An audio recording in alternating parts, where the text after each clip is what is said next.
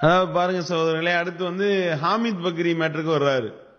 ஹாமித் பக்ரிய வந்து சகோதரர் இசாம் அவர்கள் ஒரு உதாரணமா சொன்னார். ஹாமித் பக்ரி வந்து அவர் தௌஹீத் ஜமாத்தினுடைய தலைவரா இருந்தாரு. அப்படி தலைவரா இருந்து தனியா விவாத களங்கள் எல்லாம் சந்திக்கக்கூடிய அளவுக்கு டேலண்டா இருந்த ஒரு ஆளு கடைசியில் என்ன எடுபட்டு போய் இப்ப வந்துகிட்டு கபூர் வணக்கத்துல போய் நிக்கக்கூடிய அளவுக்கு, கபரை முட்டக்கூடிய அளவுக்கு கேடு கெட்டு போய் நிக்கிறாரா இல்லையா? அதனால தௌஹீத் ஜமாத்து கொள்கை தப்பாயிருமா அப்படின்றதுதான் சகோதரர் இசாம் எம்ஐசி அவர்களுடைய கேள்வி. சரியான ஆளா இருந்தா என்ன செஞ்சிருக்கணும்? ஆமா, யார் வேணாலும் எப்படி வேணாலும் போவாங்க அப்படின்னு தானே சொல்லியிருக்கணும். ஆனா என்ன செய்யறாரு? நாங்கெல்லாம் ஹாமித் பக்ரி போல கிடையாது. ஹாமித் பக்ரிலாம் வந்து ஒரு நோக்கத்துக்கு போனாரு. ஹாமித் பக்ரி இந்த கொள்கைக்காக அந்த ஜமாத்தை விட்டு வெளியே வந்தாரு. அவர் கொள்கைக்காக வரவே இல்லை. ஹாமித் பக்ரி உள்ளத்தை இப்ப ஆபரேஷன் பண்ணிட்டாரு போல, கல்ப பழத்தாச்சு. நீங்க தான் சொன்னீங்கல்ல கல்பெல்லாம் பழந்து பார்க்க கூடாது அப்படின்னு. இப்ப வந்து வெளியே போன வச்சா நீ சொல்ற, அத மாதிரி நாங்க சொன்னோம். நாங்க சொல்றது தப்பு, நீங்க சொல்றது ரைட்டு, சரி வச்சுக்கிறோம். ஹாமித் பக்ரி வந்து கொள்கைக்காக போகல. ஆனா நாங்க அப்படியா? நாங்கெல்லாம் எவ்வளவு கொள்கை குன்றுகளாக அப்படியே வந்து கொள்கையினுடைய உறுதிப்பாடு கொப்பளித்து நாங்க என்ன செஞ்சோம்? இங்க இருந்து வெளியேறணும் அப்படின்றாரு. ஹாமித் பக்ரி இந்த கொள்கைக்காக அந்த ஜமாத்தை விட்டு வெளியே வந்தாரு. அவர் கொள்கைக்காக வரவே இல்லை. ஆனா நாங்களாம் கொள்கையை சொல்லிட்டு தான் நாங்க வந்திருக்கிறோம். உங்களுக்கு தான் கொள்கை கொப்பளிச்சதெல்லாம் நாங்க தான் பார்க்க தானே செஞ்சோம். எப்படி உங்களுக்கு கொள்கை கொப்பளிச்சிச்சு அப்படின்னு 2013 நவம்பர் மாசத்திலேயே நான் வந்து இந்த கொள்கை கேடுகட்ட கொள்கை, வழிகட்ட கொள்கை என்று நான் முடிவெடுத்து விட்டேன். அப்புறம் எதுக்கு கிழிக்கிறதுக்கா? ஒரு வருஷம் வந்துகிட்டு சூனியம் வந்து பொய் அப்படின்னும் குர்ஆனுக்கு முரண்படக்கூடிய ஹதீஸ்களை ஏற்றுக்கொள்ள கூடாதுன்னு சொல்லிட்டு கிழிக்கிறதுக்கா ஒரு வருஷம் பயன் பண்ணீங்க. தௌஹீத் ஜமாத்துல இருந்து ஊர் ஊரா போய் சிறப்பு தர்பியா நடத்துனீங்க. ஊர் ஊரா போய் பயான் பண்ணி திருக்குர்ஆனுக்கு முரண்படக்கூடிய கட்டுக்கதைகளை ஏற்றுக்கொள்ள கூடாதுன்னு நீங்க தானே, இந்த வாய் தானே பயான் பண்ணிச்சு ஒரு வருஷம். என்னன்னு கேட்டா நடித்து கொண்டிருந்தேன், ஒரு வருடம் மட்டும்தான் நடித்தேன். கொள்கைக்காக போன குன்று பாத்துக்கிறீங்க. ஹாமித் பக்ரி இந்த கொள்கைக்காக அந்த ஜமாத்தை விட்டு வெளியே வந்தாரு. அவர் கொள்கைக்காக வரவே இல்லை. ஆனா நாங்களாம் கொள்கையை சொல்லிட்டு தான் நாங்க வந்திருக்கிறோம் எப்படின்னு. அப்ப இந்த மாதிரி வந்து அயோக்கியத்தனம் செய்துவிட்டு கொள்கைக்காக போனாங்களாம். உங்க கொள்கை லட்சணம் தான் நாங்க வரிசையா தான் பார்த்தோம்ல, பட்டியல் போடுவோமா எந்த அளவு கொள்கை பிடிப்போட நீங்க இருந்திருக்கீங்கன்னு. எல்லாம் வந்துகிட்டு எல்லாம் டீலிங் பேசி முடித்து விட்டு தானே தௌஹீத் ஜமாத்தை விட்டு வெளியேறினீங்க. அல்கோபர் ஜாலியாத்துல எல்லாம் டீலிங் பேசி முடிச்சுட்டு தானே வெளியேறினீங்க. கொள்கை குன்று பேசுறாரு, கொள்கை குன்று. ஹாமித் பக்ரி மாதிரிலாம் நாங்க இல்லமா அப்படின்றாரு.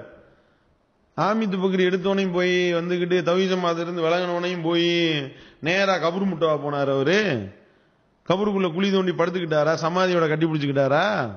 இல்லையே, நீ செஞ்ச அம்புட்டும் செஞ்சாரு அவர் அப்படியே.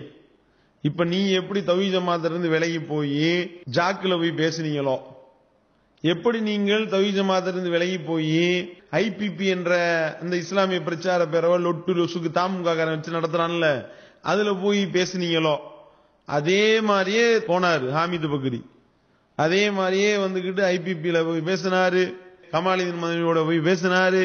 நீங்க போய் பேசுறீங்கல்ல இப்ப, அந்த மாதிரி எல்லாம் போய் பேசினாரு. அதுக்கப்புறம் தான் எடுவட்டு போய் எங்க போனாரு? இதே நாகூர்ல போய் பேசினாரு. நீங்க போய் பேசுனீங்களா நாகூர்ல? அதே மாதிரி நாகூர்ல போய் பேசினாரு. அதுக்கப்புறம் தான் எடுவட்டு போய் அங்க படியல, ரேட்டு படியல. இவங்க வந்து ஏதாவது ஒரு பெரிய லம்பான அமௌண்ட உங்களை மாதிரி வந்துகிட்டு மண்டைய கழுவிங்கிட்டு இழுத்து இருந்தாங்கன்னா காசுக்கு வாழாட்டிக்கிட்டு போயிருப்பாரு. அவர் உங்களை மாதிரி பெரிய ஜிப்பா போட்டிருப்பாரு, சலப்பு ஜிப்பா போட்டிருப்பாரு. அவரை எவனும் கூப்பிடல, எவனும் ஜீண்டல. அதனால என்ன செஞ்சிட்டாரு? சீச்சி இந்த பழம் புளிக்கும்னு சொல்லிட்டு கொண்டு போய் கபரு வணக்கத்துல போய் முட்டிட்டாரு. சரியா? உனக்கு ரேட்டு படிஞ்சிருச்சு. அல்கோபர் ஜாலியாத்துல விலை வீசிட்டாங்க. போய் டீலிங் பேசி முடிச்சிட்டு தானே இங்க வந்துகிட்டு கொள்கை குன்று அப்படின்னிய. நம்ம புது கொள்கை நிரம்பி வழிகிற மாதிரில பேசுனீங்க. உங்க கொள்கை எப்படி நிரம்பி வழிஞ்சு இந்தியால இருந்து சவுதி ஜாலியாத் வரையும் ஓடிச்சுன்னு தான் நாங்க பாத்துக்கிட்டு தானே இருக்கோம். இந்த நடிப்பு 2 வருஷம் ஆனா மறந்துடுவோமாங்க நாங்க எல்லாத்தையும். 2 வருஷத்துக்கு முன்னாடி பண்ண அயோக்கியத்தனம், 2 வருஷத்துக்கு முன்னாடி என்னென்ன நயவஞ்சகத்தனம், 2 வருஷத்துக்கு முன்னாடி பண்ண பிராடு பித்தலாட்டம் அம்புட்டு எங்களுக்கு மறந்து போயிருமாக்கும். அம்புட்டு அது பிளாஷ்பேக் தான் இப்ப ஓடிக்கிட்டு கிடக்கு ஒவ்வொன்னா. தேவையில்லாம வந்துகிட்டு நான் வல்லவன் நல்லவன் என்று தேவையில்லாம பொய்களை மறுபடியும் பேசி இப்படியே கேவலப்படணும். அப்ப ஆமீத் பக்ரி என்னென்னலாம் செஞ்சாரோ எல்லாத்தையும் நீங்க செஞ்சுக்கிட்டு இருக்கீங்க செப்பை செப்பா. அப்ப எடுத்தோனையுமே கபர் வணக்கத்துக்கு எல்லாம் போகல. இன்னும் சொல்ல போனா தௌஹீத் ஜமாத்தினுடைய விவாத ஒப்பந்தம் நடந்துச்சு. தௌஹீத் ஜமாத்தோட என்ன பேசுனீங்க மறந்து போச்சா? கேட்டோம். உங்க கொள்கை என்னன்னு சொல்லிருங்க முதல்ல. வாப்பா முதல்ல கொள்கை என்னன்னு சொல்லிருங்க. ஏன்னா விவாத ஒப்பந்தத்தில் கேட்ட முதல் கேள்வி அதுதான். அப்பாஸ் அலி அவர்களுக்கு ஞாபகம் இருக்கா? நான் தானே கேட்டேன். என்ன கேட்டேன்? முதல்ல விவாத ஒப்பந்தம் போறதுக்கு முன்னாடி கொள்கை என்னன்னு சொல்லிருங்க. ஏன்னா நேத்து ஒரு கொள்கை, இன்னைக்கு ஒரு கொள்கை, நைட்டு தூங்குறப்ப ஒரு கொள்கை, காலையில எந்திரிச்சு பல்லு விளக்குறப்ப ஒரு கொள்கை, பஸ்ல ஏறுறப்ப ஒரு கொள்கை, டிக்கெட் எடுக்கிறப்ப ஒரு கொள்கை, சீட்டுல உட்கார்ந்தவனையும் கொள்கை, இறங்குறப்ப இன்னொரு கொள்கையில மாறி தொலைஞ்சிருப்ப. அதனால இப்போ உன் கொள்கை என்னன்னு உருப்படியா சொல்லி தொலை அப்படின்னு தானே முதல் கேள்வி கேட்டேன். அதுக்கு என்ன சொன்னீங்க? நான் என்னுடைய கொள்கையில மாறவே கிடையாது. தௌஹீத் ஜமாத்திலிருந்து வெளியே டிக்ளேர் பண்ணதுல இருந்து ஒரே கொள்கை தான், ஒரே கொள்கை சொன்னீங்களா இல்லையா? அதுக்கப்புறம் எத்தனை அந்தர்பல்டி எழுத்து வாசிக்கவா போட்ட ஸ்டேட்டஸ? எந்த மாதிரி கொள்கையை மாறி இருக்கீங்கன்னு பாப்போமா?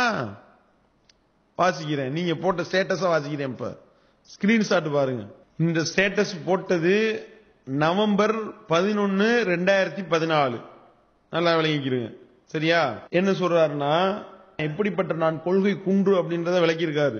அவருடைய கொள்கையை விளக்குறாரு. சஹாபாக்களை பின்பற்றுதல், இமாம்களை பின்பற்றுதல், சலஃபுகளை பின்பற்றுதல். நல்லா கவனிங்க. சலஃபுகளை பின்பற்றுதல், தர்கா, தரீகா, மதுகபு 6 மேட்டர் எழுதியிருக்காரு. இவற்றில் எதிலும் எனக்கு உடன்பாடில்லை. எப்ப? நவம்பர் 14, 2014. சரியா? 6 மேட்டர் சொல்றாருங்க.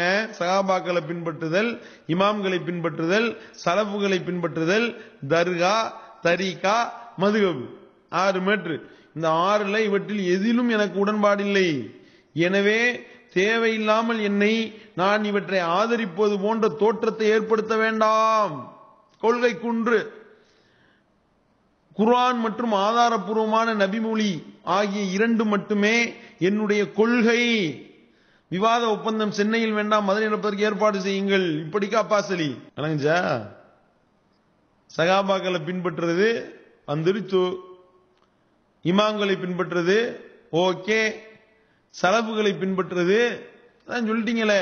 நான் சலபிதான். அதுல எனக்கு வெக்கமான ரோசம் சூடு சொரணை எதுவுமே கிடையாது. நான் வெக்கப்படாம சொல்லுவேன். வெக்கமே இல்லை எனக்கு.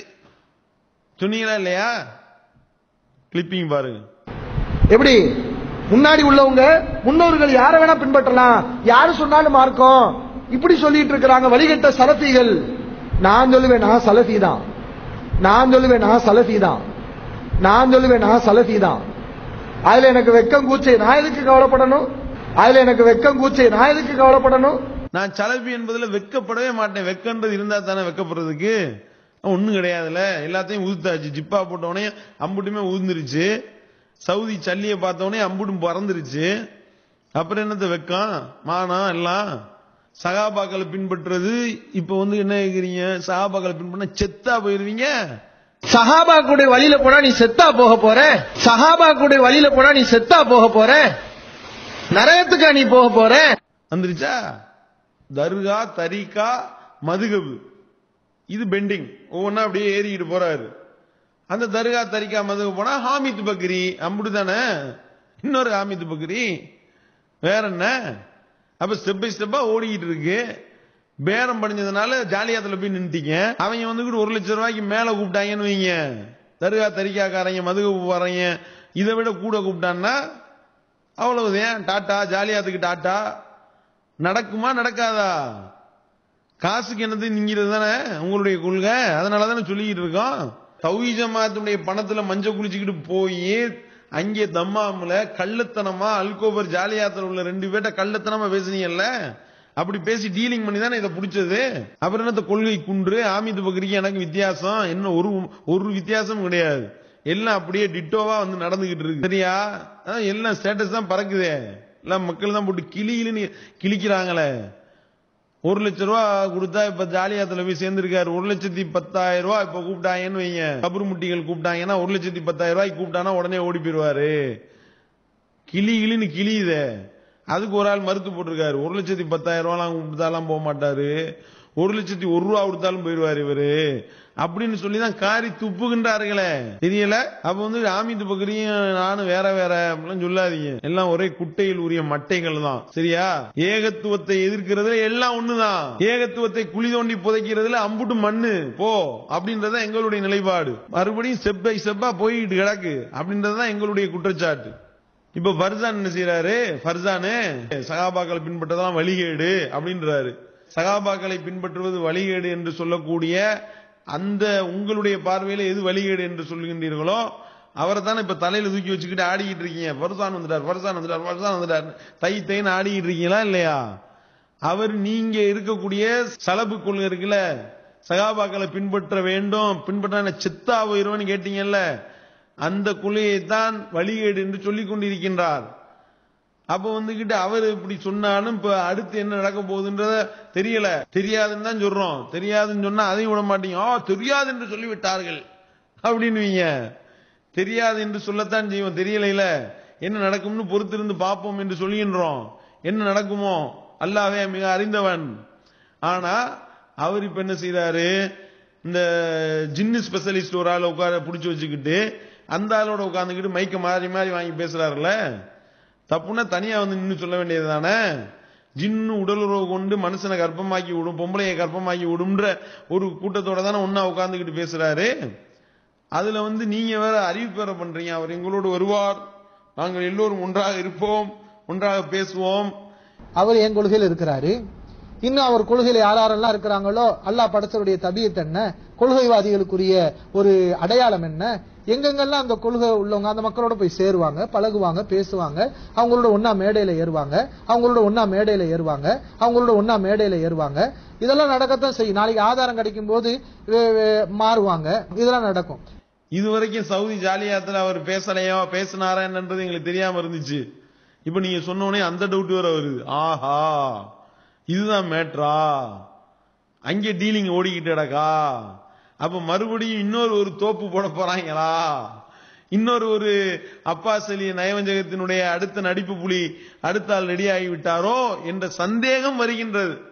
சரியா? இப்ப நீங்க சொன்னதுனால எங்களோடு வருவார், ஒன்னாக இருப்பார் அப்படின்னு நீங்க சொன்னதுனால அந்த டவுட் வருது. அதையும் சேர்த்து சொல்லிக்கிறோம்.